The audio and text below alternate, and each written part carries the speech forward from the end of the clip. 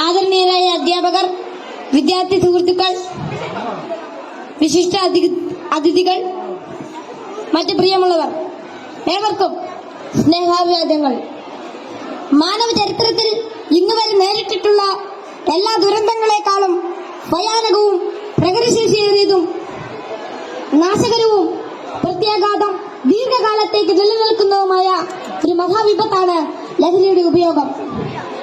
ഓരോ കുട്ടിയുടെയും ജീവിതത്തിലേക്ക് ഹരമായും ഉന്മാദമായും ഉറ്റ ചങ്ങാതിയായും മൃദുവാസത്തോടെ പടികയറി വരുന്ന ലഹരി മരുന്ന് ഏതു വിധേനയായാലും ഒരു പ്രാവശ്യം ഉപയോഗിച്ചാൽ പിന്നെ അതിന്റെ തോഴനും പിന്നീട് സന്തത സഹചാരിയായും അധികം വൈകാതെ അടിമയുമാക്കി മാറ്റുന്ന മാന്ത്രിക ശക്തിയാണ് മയക്കുമരുന്നിനുള്ളത്.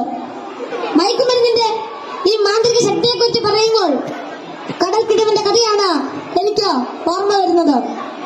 കൂട്ടുകാരെ, നിങ്ങൾ കടൽക്കിടവന്റെ കഥ കേട്ടിട്ടില്ലേ? വെയിലാറുന്ന സായാഹ്നങ്ങളിൽ കടൽ തീരത്തിന്റെ മണൽത്തട്ടിൽ നടക്കാനാവാതെ അവശനായി കിടക്കുന്ന വൃദ്ധനെ കാണാം. കരുത്തരായ യുവാക്കൾ ഒറ്റയ്ക്ക് ആരെങ്കിലും അടുത്തെത്തിയാൽ തന്നെ അല്പദൂരത്തേക്ക് മാറ്റിക്കിടത്താൻ ചെറുപുഞ്ചിരിയോടെ വിനയാജ്ഞനായി അപേക്ഷിക്കും. മനസ്സലിഞ്ഞ് സഹായിക്കാൻ തയ്യാറായാൽ എടുത്തു മാറ്റാൻ കിഴവൻ അനുവദിക്കുകയില്ല. തോളിൽ കയറ്റാൻ നിർബന്ധിക്കും. തോളിൽ കയറിയാൽ കിഴവന്റെ തനി സ്വഭാവം പുറത്തു വരും. തന്നെ വഹിച്ചവൻ കുഴഞ്ഞു വീണ് മരിക്കുന്നതുവരെ തോളിൽ തന്നെ ഇരിക്കും. നന്നേ ഭാരമുള്ള കിഴവനെ ചുമന്ന യുവാവ് മരിച്ചു എന്ന് ബോധ്യമായാൽ ഇറങ്ങി അല്പമകലെ മാറിക്കിടക്കും, അടുത്ത ഇരയെയും കാക്കാൻ. ഇതുപോലെയാണ് ലഹരിയുടെ ഉപയോഗവും. ഒരു പ്രാവശ്യം രുചിച്ചു നോക്കിയാൽ പിന്നെ രക്ഷപ്പെടൽ അസാധ്യം എന്നല്ല, എന്നാലും വലിയ പ്രയാസം തന്നെ. മയക്കുമരുന്ന് ഉപയോഗിച്ചു തുടങ്ങാൻ പ്രേരകമാകുന്ന ഘടകങ്ങൾ പലർക്കും പലതാണെങ്കിലും പരിണിതഫലം എല്ലാവരിലും ഏതാണ്ട് ഒന്ന് തന്നെയാണെന്ന് പറയാം.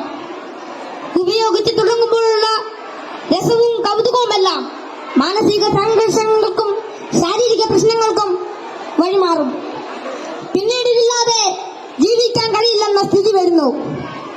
ലഹരിക്കാംശമായ പണം കണ്ടെത്തുന്നത് പ്രയാസമായി തീരും. അപ്പോൾ അതിനായി കുറുക്കുവഴികൾ തേടുന്നു. അങ്ങനെ അധാർമിക ജീവിതത്തിനും കുറ്റകൃത്യങ്ങൾക്കും പ്രേരിപ്പിക്കപ്പെടുകയും കുടുംബത്തിനും സമൂഹത്തിനും നിയമപാലകർക്കും തലവേദനയായി മാറുന്നു. ഇതിന്റെ എല്ലാം ബാക്കി പത്രം എന്ന് പറയുന്നത് നിരാശ, ഏകാന്തത, മാനസിക പിരിമുറുക്കം, ശാരീരിക പ്രശ്നങ്ങൾ, മാനസിക വിഭ്രാന്തി എന്നിവയാണ്. ഈ പ്രശ്നങ്ങൾ ഇവരെ നിഷ്ക്രിയരും നിർജീവനുമാക്കി തീർക്കുന്നു.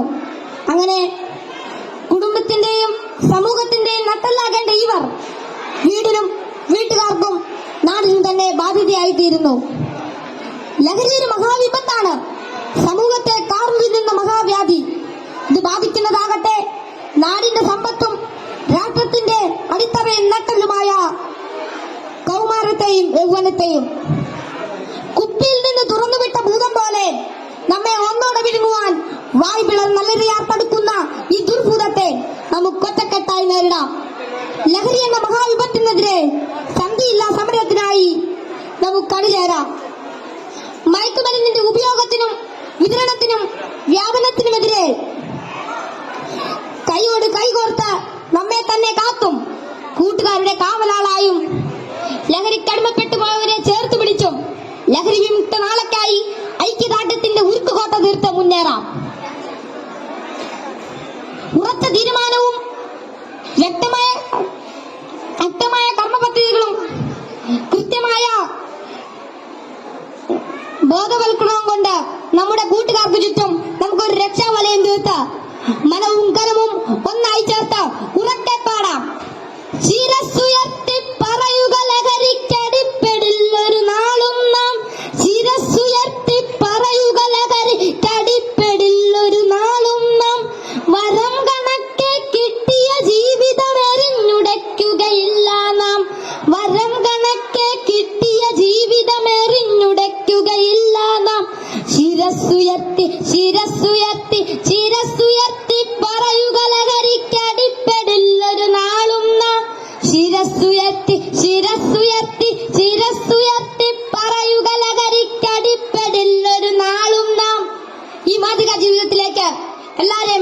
ചെയ്തുകൊണ്ട് നിർത്തുന്നു. നന്ദി, നമസ്കാരം. Thank you.